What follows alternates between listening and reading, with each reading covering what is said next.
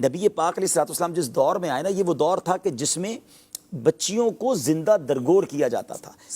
بیٹی پیدا ہونا ذلت کی وجہ سمجھی جاتی تھی. لوگوں کے جو ہے وہ چہرے کالے ہو جاتے تھے، پورا دن چھپتے پھرتے تھے اگر کسی کے یہاں بیٹی ہو جائے.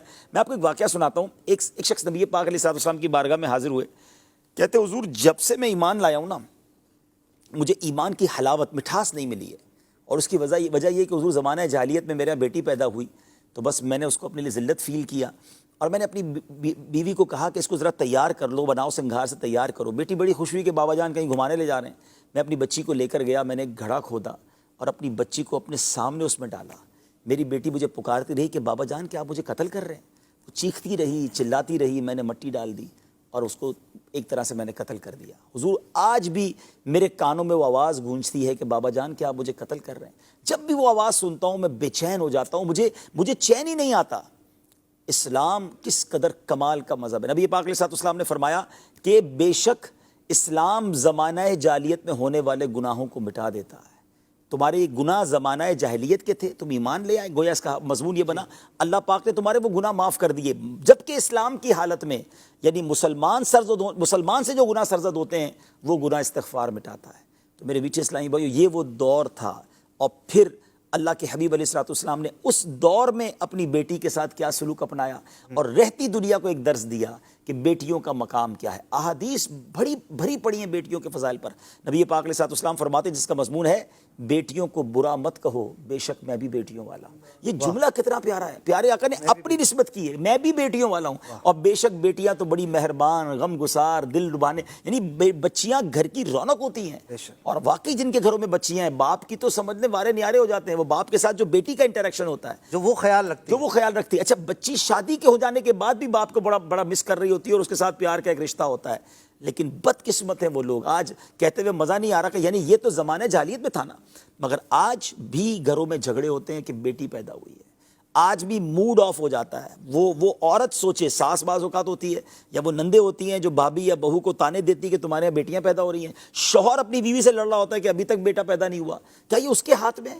اللہ کی دین ہے، اللہ جسے چاہے عطا فرمائے. اور میں سے کئی لوگوں کو جانتا ہوں کہ جب ان کے گھر میں بیٹی آئی اور انہوں نے شکر ادا کیا، اللہ نے ان کے دن پھیر دیے، وارے نیارے ہو گئے. ان کے روزی میں اتنی برکت ہو گئی. میں ایک صاحب سے ملا، ان کی 3 بیٹیاں ہیں، بیٹا کوئی نہیں ہے.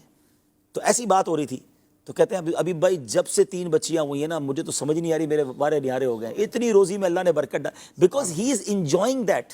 وہ اس پر شکوہ نہیں کر رہے تھے، وہ اسے بوجھ نہیں سمجھ رہے تھے. تو یہ تو کفار کا طریقہ تھا کہ جو بیٹی کے پیدا ہونے پر غصہ کرتے تھے اور لڑتے تھے اور بیٹی کو مار دیتے تھے. مگر آج بھی ایسے گھر ہیں جہاں طلاق اس لیے ہوتی ہے کہ تمہارے یہاں بیٹا پیدا نہیں ہوتا.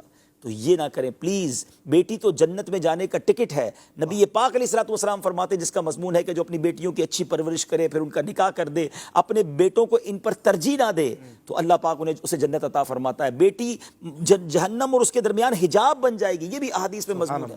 تو اس قدر فضائل بیٹیوں والوں کے ہیں. 3 بیٹی پر بھی فضیلت، 2 پر بھی. راوی کہتے ہیں اگر 1 بیٹی کا بھی سوال ہوتا تو نبی پاک فرماتے وہ 1 بیٹی کی جو صحیح خدمت کرے وہ بھی جنت میں داخل ہو جائے گا، اس پر بھی جنت واجب ہو جائے گی. جب گھر میں بندہ کوئی چیز لے کر آئے نا، حدیث پاک کا مضمون ہے، یعنی مثال کے طور پہ ہم فروٹ لے کر جاتے ہیں یا کوئی چیز لے کے جاتے ہیں، فرمایا بچیوں سے سٹارٹ لیں، بانٹنے میں بھی. اچھا، تقسیم میں بھی بچیوں کو دیں پہلے، یعنی ان کو ترجیح گویا ایک طرح سے دی جا رہی ہے. کیونکہ یہ بعض اوقات احساس کمتری کا شکار ہو جاتے ہیں، نازک دل ہوتے ہیں. اچھا دینا اپنے بیٹے کو بھی ہے، لیکن بھائی بیٹے کو ہی ساری ترجیح مل رہی ہے، یہ میرا بیٹا، یہ میرا کماؤ پوت.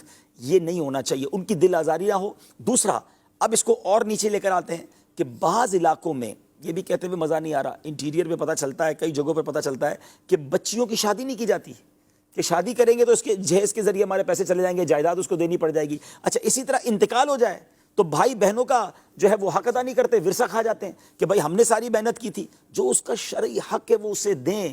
یہ بہنیں بھائیوں کا مان ہیں، بہنیں بھائیوں کے لیے. اچھا روایتیں ایسی بھی ملتی ہیں کہ جس نے اپنی بہن کی صحیح پرورش کی، باپ کا انتقال ہو گیا اور اب باپ بھائیوں کے ہاتھ میں کنٹرول آ گیا ہے، تو یہ تو ہماری میمنی میں کہتے ہیں نیاڑیاں ہوتی ہیں. ان کے تو ہمیشہ دل، ان کی دعائیں بھی لگتی ہیں. بہنوں کے دل خوش کرنے چاہیے اور بچیوں کے دل خوش کرنے چاہیے. اس سے آپ دیکھیں گے کہ انشاءاللہ بیڑا پار ہو جائے گا. اور جب خاتون جنت کی بات ہو رہی ہے تو پھر ہمیں یہ اپنے گھر کے اندر بھی یہ ماحول بنانا چاہیے. اور ماشاءاللہ ہم نے دیکھا ہے جنہوں نے اپنی بچیوں کے ساتھ، اپنی بہنوں کے ساتھ اچھا سلوک کیا، اللہ پاک نے ان کے وارے نیارے کر دیے، ان کے دنیا کے غم بھی دور ہو جائیں گے.